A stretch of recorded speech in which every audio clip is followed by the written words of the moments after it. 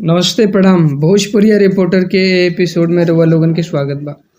भाई लोग, खेसारी लाल यादव जी का मोस्ट अवेटेड सॉन्ग डोली में गोली मार दे 3 रिलीज हो गईल बाटे। फाइनली 8 साल के लंबा इंतजार के बाद गाना के रिलीज कईल गईल और पवन पांडे जी के लिरिक्स बाटे। पवन पांडे जी आखिर दिखा दिले कि कोनो भी बढ़िया चीज़ बनाए में टाइम लगला। अगर आपके कोनो अच्छा चीज़ चाहिए तो ओकरे बदे आपके समय देवे के पड़ी। और भाई का कमाल के लिरिक्स बाटे, कहीं से भी 1% के लिरिक्स में कोनो कमी नहीं के।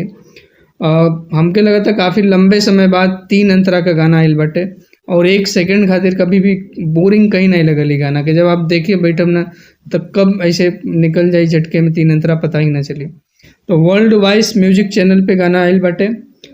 खेसारी लाल यादव जी के साथे सोना द्विवेदी जी फीचर भइल बाटी और गाना अभी तक जब तक हम वीडियो के शूट करत बानी लगभग 75,000 लाइक पहुँच गए लटे।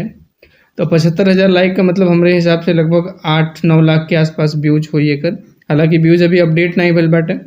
तो बहुत अच्छा गाना बाटे, वीडियो के क्वालिटी भी बहुत बढ़िया बाटे, अच्छे से शूट भइल बा गाना अलग अलग लोकेशन पे और ओकर थीम भी बहुत अच्छा बाटे। तो आप लोग जा के गाना के सुनी और सुन के कमेंट बॉक्स में बताएं कि आप लोगन के गाना कैसन लगल।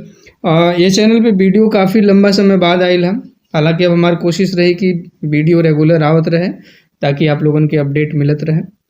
तो हम आप लोगन से मिलब एक नया वीडियो में नया खबर के साथ। फिलहाल एक खबर में इतना ही।